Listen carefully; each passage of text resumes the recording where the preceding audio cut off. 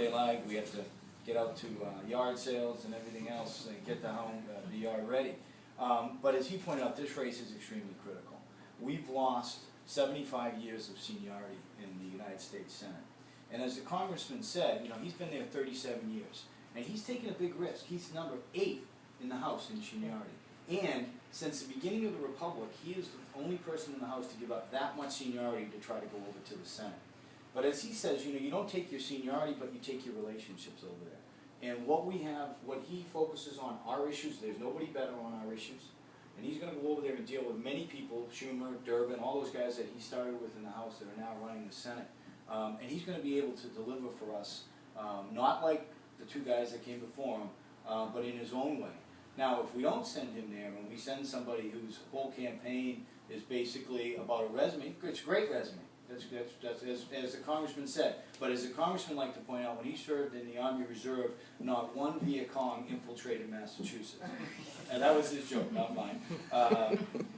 But he said, listen, he said, if we're running about life stories, he has a life story. He's the son of a milkman. Him and his brothers are the first generation to go to school. And as he pointed out, his mother used to tell him, there was one word that defined why they had the chances they had. Because she said, you never got to outwork the generation before you. You're not smarter than the generation before you. But one word, and that's Democrat. She said, because since 1932, it's the Democratic Party that started the safety nets. That's his mother, she was supposed to be valedictorian, had to drop out of school because her mother died. And back then, there was no Social Security, no Social Security disability. There was no Medicare, Medicaid. So she dropped out of high school to care for her 5 brothers and sisters, and then met her husband, his father. And she knew how important the Democratic Party was to making this country what it is today. And he's right. And he's going to take those values that he learned in his own life story, which is an American life story, and he's going to take those over to the Senate. So he wanted me to pass along those words today because he knows it's a lot of work to get out there, but it is absolutely critical that we organize right up through Election Day on the 25th, and that we get folks out. And sometimes we have to do stuff we don't like to do. Not everybody likes to canvass. Some people like to do visibility. Some people like to do phone calls. We got to do a little bit of what we like and a little bit of what they like for the rest, because there is a plan in place that has worked. We saw it in the Elizabeth Warren campaign. Getting out to the doors like we're doing today and reminding people in a one-on-one way really makes an impact. And on Election Day, just like they did with Warren, they'll be calling our office saying, "Can you get people off the signs and get them out to the doors?" And I was a skeptic, but it does work.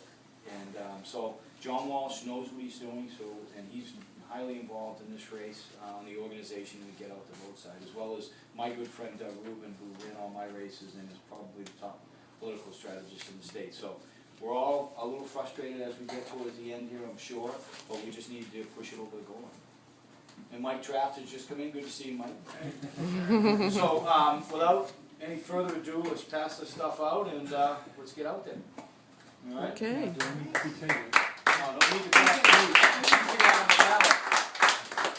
Do I need to keep track of who, as people sign those, take a packet and need to sign it out? Oh, no. We'll give. I saw him yesterday. Okay. Clear? I know.